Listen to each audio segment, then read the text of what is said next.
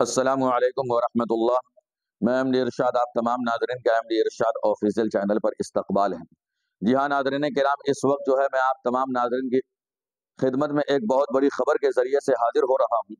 وہ خبر اس طریقے سے ہے ناظرین کرام کہ مولانا ارشد مدنی صاحب نے حکومت ہند کو للکارتے ہوئے کہا اور بہت ساری باتیں انہوں نے کہی کہ حکومت ہند جس طریقے سے اپنی حکومت چلا رہی ہے یہ ان کی ناپاک حکومت ہے، یہ ان کی ناپاک سازش ہے اور یہ ایک سیکولر نہیں ہے بلکہ یہ سیکولر کے خلاف ہے۔ آئیے ناظرین کرام آپ خود مولانا ارشد مدنی کی زبانی سن لیں، پھر انشاءاللہ اس کے اوپر کچھ تبصرہ ہوگا۔ آج میں پوچھتا ہوں، ملک کی آزادی کو 70-80 سال ہو رہے ہیں، بتائیے کیا محفوظ ہے مسلمانوں کا؟ آپ مذہب محفوظ ہے مسلمانوں کا؟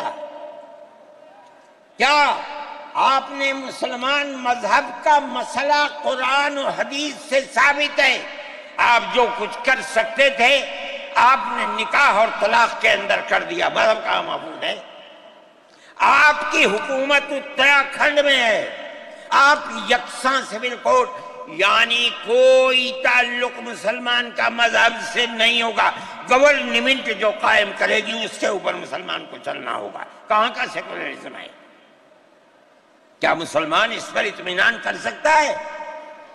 آپ کی زندگی اور آپ کی حکومت کا بنیادی ناپاک پتھر یہ ہے کہ مسلمان کو اپنے مذہب سے آپ دور کر دیں۔ کیا آپ اسے قبول کریں گے؟ یہ آج کی حکومت کا یہ مسئلہ ہے۔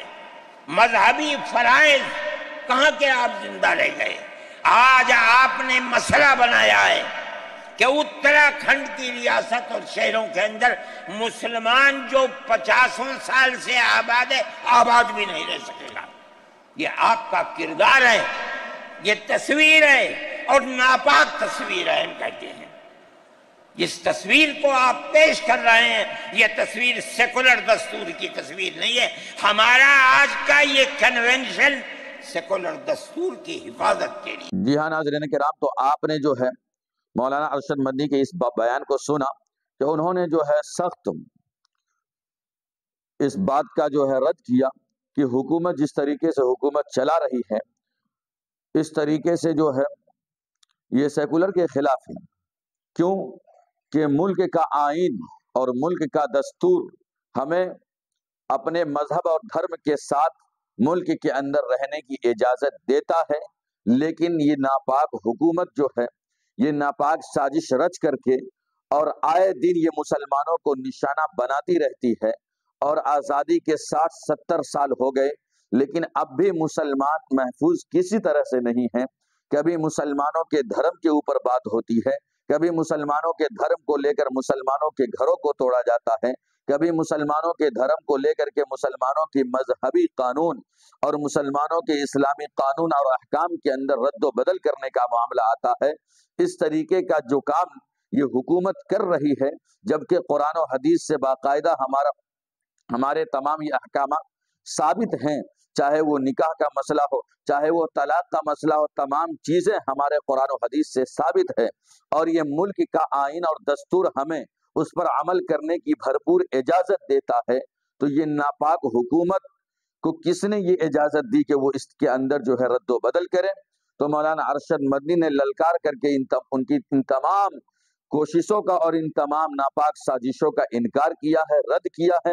جی ہاں ناظرین کرام، اب آئیے دوسری خبر یہ ہے کہ اس وقت جو ہے بہت سارے معاملے کو لے کر کے خود حکومت اور خود گورنمنٹ جو ہے فیصلہ کر دیتی ہے کہ کہیں پر دنگا ہوا اور اس کے گھر کو گرا دو، اس کے گھر پر بلڈوزر چلا دو۔ اس وقت جو ہے جمعیت العلماء نے جو ہے ایک نوٹس دائر کیا تھا سپریم کورٹ کے اندر، اور سپریم کورٹ سے جو ہے بہت ہی خوشخبری اور بہت ہی دل کو خوش کرنے والی خبر جو نکل کر کے آئی، سپریم کورٹ نے جو سنایا ہے انہوں نے بہت ہی اچھا فیصلہ دیا ہے۔ جی ہاں ناظرین کرام، سپریم کورٹ نے یہ کہا کہ کہیں پر کسی طریقے کا دنگا ہو یا کسی طریقے کا کچھ بھی ہو تو گورنمنٹ یا سرکار یا حکومت جو ہے وہ جج نہیں بن جاتی ہے۔ اسے جج بننے کا ادھیکار کون دیتا ہے؟ اسے فیصلہ کرنے کا ادھیکار کون دیتا ہے؟ کسی کے گھر پر بلڈوزر چلے یا نہ چلے، اس کا فیصلہ کرنے کا حق جو ہے یہ ایک جج کا ہوتا ہے، ایک کورٹ کا ہوتا ہے، نہ کہ کسی گورنمنٹ اور کسی حکومت و سرکار کا ہوتا ہے۔ اس لیے سپریم کورٹ نے جو ہے تمام اسٹیٹ کو جو ہے اس بات کی ہدایت دی ہے کہ کسی بھی معاملے پر، کسی جگہ پر حکومت کسی گھر پر بلڈوزر نہیں چلوا سکتی ہے جب تک کہ سپریم کورٹ کا کوئی آرڈر نہیں ہوتا ہے۔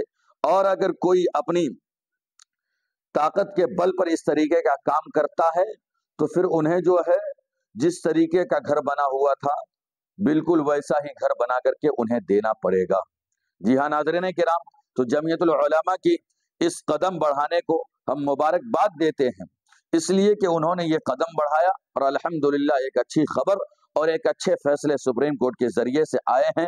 اللہ رب العالمین تمام مسلمانوں کی حفاظت فرمائے، خصوصاً مسلمانان ہند کی ہر طرح سے حفاظت فرمائے، بھرپور مدد فرمائے اور ملک ہندوستان کے اندر امن و امان، امن و سلامتی عطا فرمائے، آمین یا رب العالمین۔ ملتے ہیں ناظرین پھر کسی نئے ویڈیو کے ساتھ۔ السلام علیکم ورحمۃ اللہ۔